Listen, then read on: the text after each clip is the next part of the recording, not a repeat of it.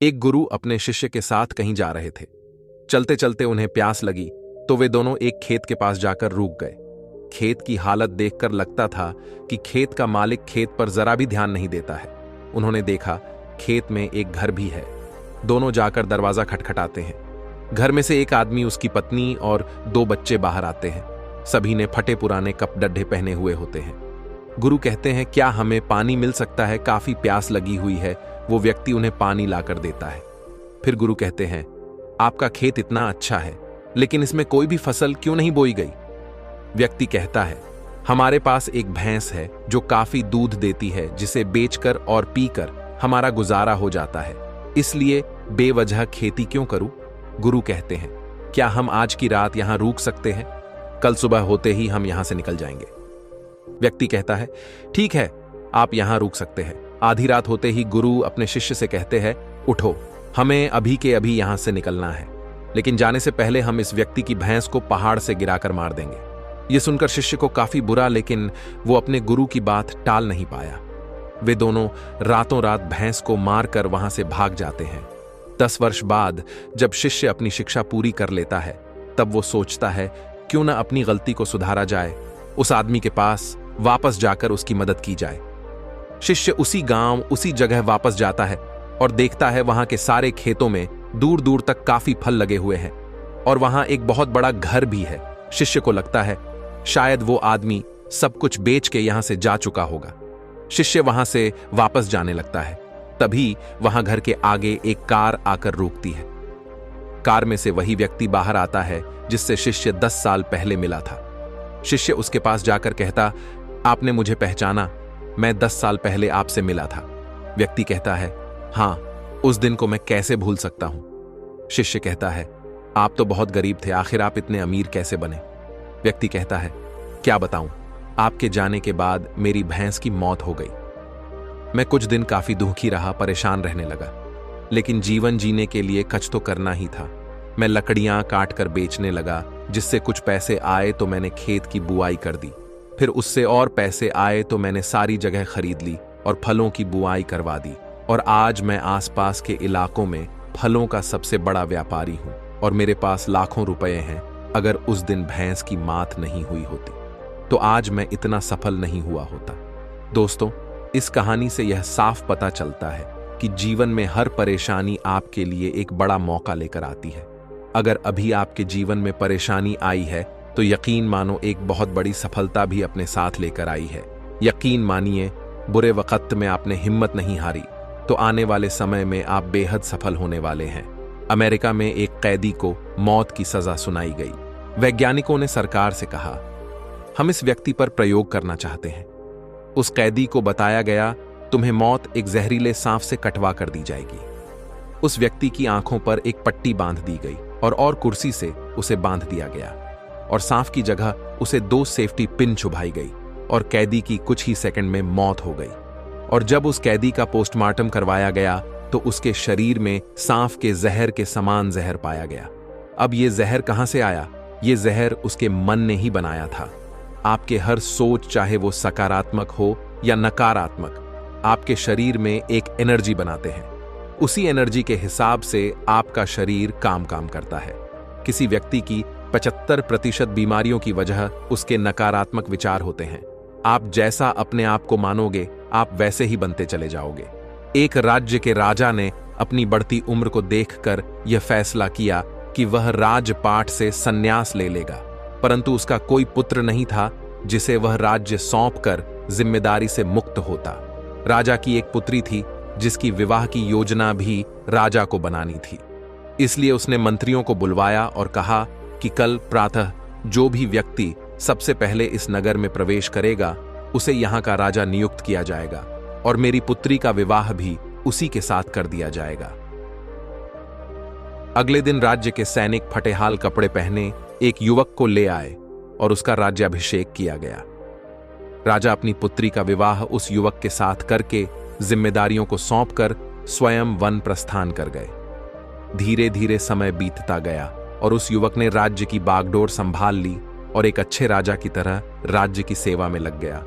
उस महल में एक छोटी सी कोठरी थी जिसकी चाबी राजा हमेशा अपने कमर में लटकाए रहता था। सप्ताह में एक बार वह उस कोठरी में जाता, आधा एक घंटा अंदर रहता और बाहर निकलकर बड़ा सा ताला उस कोठरी में लगा देता था और अपने अन्य कार्यों में लग जाता। इस तरह राजा के बार बार उस कमरे में जाने से सेनापति को अचंभा होता कि राज्य का सारा खजाना, सारे रत्न, मणि, हीरे, जवाहरात तो खजांची के पास हैं। सेना के शस्त्रागार की चाबी मेरे पास है और अन्य बहुमूल्य कागजातों की चाबी मंत्री के पास है। फिर इस छोटी सी कोठरी में ऐसा क्या है जो राजा यहां हर सप्ताह अंदर जाता है और थोड़ी देर बाद बाहर निकल आता है? सेनापति से रहा नहीं गया। उसने हिम्मत करके राजा से पूछा कि राजन, रानी ने खाना पीना त्याग दिया और उस कोठरी की सच्चाई जानने की जिद करने लगी। आखिरकार विवश होकर राजा सेनापति व अन्य सभासदों को लेकर कोठरी के पास गया और दरवाजा खोला। जब कमरे का दरवाजा खुला तो अंदर कुछ भी नहीं था सिवाय एक फटे हुए कपड़े के जो दीवार की खूंटी पर लटका था। मंत्री ने पूछा कि महाराज, यहां तो कुछ भी नहीं है। राजा ने उस फटे कपड़े को अपने हाथ में लेते हुए उदास स्वर में कहा कि यही तो है मेरा सब कुछ। जब भी मुझे थोड़ा सा भी अहंकार आता है तो मैं यहां आकर इन कपड़ों को देख लिया करता हूं। मुझे याद आ जाता है कि जब मैं इस राज्य में आया था तो इस फटे कपड़े के अलावा मेरे पास कुछ भी नहीं था। तब मेरा मन शांत हो जाता है और मेरा घमंड समाप्त हो जाता है। तब मैं वापस बाहर आ जाता हूं। कम पैसों में ज्यादा मुनाफा देने वाली बिजनेस शुरू करना एक चुनौतीपूर्ण काम हो सकता है, लेकिन अगर आप सही विचार चुनते हैं और कड़ी मेहनत करते हैं तो यह संभव है। कम पैसों में ज्यादा मुनाफा देने वाली बिजनेस नाम चुनते समय निम्नलिखित बातों का ध्यान रखना चाहिए। बिजनेस आइडिया ऐसा होना चाहिए जिसकी बाजार में मांग हो और जिसे कम लागत में शुरू किया जा सके। लक्षित बाजार ऐसा होना चाहिए जिसे आसानी से पहचाना और लक्षित किया जा सके। प्रतियोगिता कम होनी चाहिए ताकि मुनाफा अधिक हो सके। इन बातों को ध्यान में रखते हुए कुछ कम पैसों में ज्यादा मुनाफा देने वाली बिजनेस नाम निम्नलिखित हैं। ऑनलाइन बिजनेस शुरू करने के लिए कम लागत की आवश्यकता होती है। आप अपने घर से ही एक वेबसाइट या सोशल मीडिया प्लेटफॉर्म का उपयोग करके अपनी बिक्री शुरू कर सकते हैं। अपने लक्ष्यों को निर्धारित करें। आप अपने व्यवसाय से क्या हासिल करना चाहते हैं?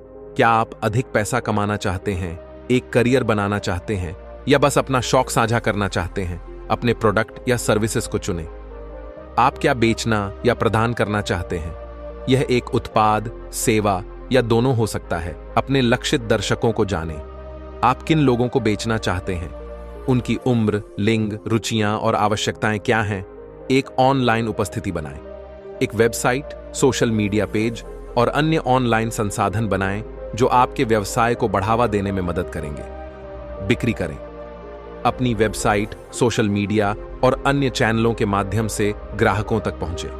E commerce store app online अपने उत्पादों या सेवाओं को बेच सकते हैं। उदाहरण के लिए, आप एक छोटी दुकान शुरू कर सकते हैं जो स्थानीय किसानों से ताजी सब्जियां और फल बेचती है, या आप एक ऑनलाइन स्टोर शुरू कर सकते हैं जो डिजाइनर कपड़े या जूते बेचता है। ई कॉमर्स वेबसाइट से पैसे कमाने के लिए आपको दो चीजों की जरूरत है, उत्पाद या सेवा। आप अपनी खुद की उत्पाद या सेवा बेच सकते हैं या किसी अन्य कंपनी के उत्पाद या सेवा को बेचने के लिए एक कमीशन प्राप्त कर सकते हैं।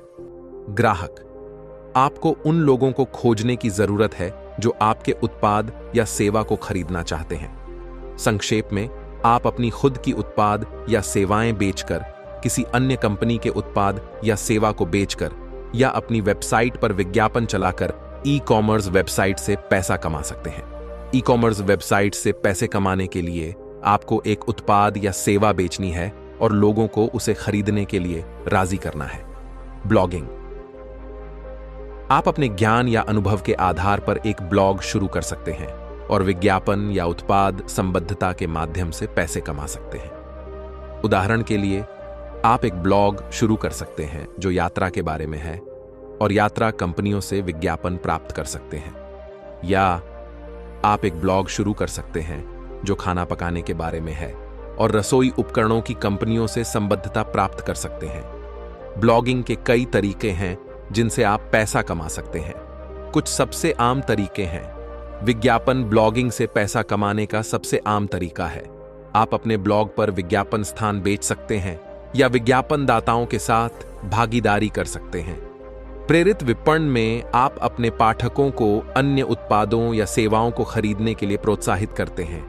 आप कमीशन के आधार पर काम कर सकते हैं या उत्पादों या सेवाओं को अपने ब्लॉग पर प्रचारित कर सकते हैं। अपनी खुद की उत्पाद या सेवाएं बेचें। यदि आपके पास एक उत्पाद या सेवाएं हैं जो आपके पाठकों के लिए प्रासंगिक है, तो आप इसे अपने ब्लॉग से बेच सकते हैं। डिजिटल विपणन। आप अन्य व्यवसायों को उनकी डिजिटल मार्केटिंग पहलों में मदद करके पैसे कमा सकते हैं। उदाहरण के लिए, आप एक व्यवसाय की वेबसाइट को डिजाइन और बनाए कर सकते हैं, या आप एक व्यवसाय के सोशल मीडिया अभियानों को प्रबंधित कर सकते हैं। डिजिटल मार्केटिंग आपके व्यवसाय या संगठन के लिए एक शक्तिशाली उपकरण हो सकती है। सही ढंग से करने पर आप अपने लक्ष्यों को प्राप्त कर सकते हैं और अपने व्यवसाय को अगले स्तर तक ले जा सकते हैं। डिजिटल मार्केटिंग से पैसे कमाने के तरीके। एसईओ, खोज इंजन अनुकूलन। अपनी वेबसाइट को सर्च इंजन परिणामों सितंबर में उच्च रैंक करके। सामाजिक माध्यम बाजारीकरण। अपने ब्रांड के बारे में जागरूकता बढ़ाकर और अपने उत्पाद या सेवाएं को बेचकर। विषय वस्तु का व्यापार। अपने लक्षित दर्शकों के लिए मूल्यवान और जानकारीपूर्ण सामग्री बनाकर और साझा करके। पीपीसी, भुगतान प्रति क्लिक विज्ञापन। अपनी वेबसाइट पर ट्रैफिक बढ़ाने के लिए भुगतान करके। ईमेल व्यापार। अपने ग्राहकों और संभावनाओं के साथ सीधे संवाद करके। फ्रीलांसिंग। फ्रीलांसिंग एक ऐसा तरीका है जिसमें आप अपनी सेवाओं को अन्य व्यवसायों या व्यक्तियों को बेचते हैं। फ्रीलांसिंग के लिए आपको अपने कौशल और अनुभव के आधार पर कीमत निर्धारित करनी होगी। लेखन। आप लेखन, संपादन या अनुवाद जैसे कार्यों के लिए फ्रीलांसर के रूप में काम कर सकते हैं। डिजाइन। आप ग्राफिक डिजाइन, वेब डिजाइन या यूएक्स डिजाइन जैसे कार्यों के लिए फ्रीलांसर के रूप में काम कर सकते हैं। विकास। आप सॉफ्टवेयर डेवलपमेंट, वेब डेवलपमेंट या मोबाइल ऐप डेवलपमेंट जैसे कार्यों के लिए फ्रीलांसर के रूप में काम कर सकते हैं। स्वतंत्र के लिए आप इन दो वेबसाइट पर अपना खाता बना सकते हैं, फाइवर, फ्रीलांसर। घरेलू उत्पादों का उत्पादन। यदि आपके पास खाना पकाने या अन्य घरेलू कौशल हैं, तो आप घरेलू उत्पादों का उत्पादन करके पैसा कमा सकते हैं। आप अपने उत्पादों को ऑनलाइन या स्थानीय बाजारों में बेच सकते हैं। बेकरी उत्पाद। आप बेकरी उत्पादों जैसे ब्रेड, कुकीज या केक बेच सकते हैं। कॉफी और चाय। आप कॉफी और चाय जैसे पेय पदार्थ बेच सकते हैं। स्नैक्स। आप स्नैक्स जैसे नट्स, बीज या सूखे फल बेच सकते हैं। सौंदर्य उत्पाद।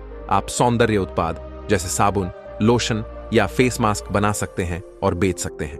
सेवा आधारित व्यवसाय। सेवा आधारित व्यवसायों में आप अपने ग्राहकों को सेवाएं प्रदान करते हैं। सेवा आधारित व्यवसायों के लिए आपको ज्यादा निवेश की आवश्यकता नहीं होती है। नर्सिंग सहायता। आप बुजुर्गों या विकलांगों को नर्सिंग सहायता प्रदान कर सकते हैं। घरेलू सहायता। आप घरेलू कार्यों जैसे सफाई या खाना पकाने में मदद कर सकते हैं। ड्राइविंग सेवा। आप लोगों को उनकी यात्रा में मदद कर सकते हैं। ट्यूशन।